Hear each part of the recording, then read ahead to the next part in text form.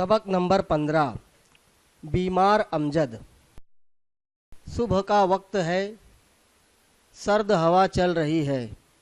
अमजद बीमार है। वो पलंग पर लेटा है, गर्म शाल ओढ़े हुए है।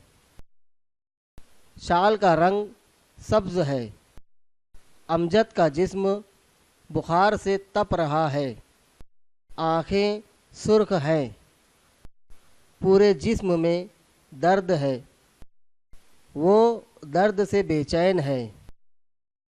माँ अंदर आती है, उसे एक गोली खिलाती है, चमचे से दवा पिलाती है।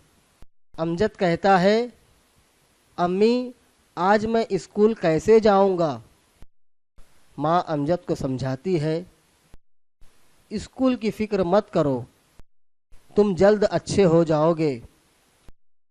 अच्छे होते ही पढ़ना लिखना शुरू कर देना।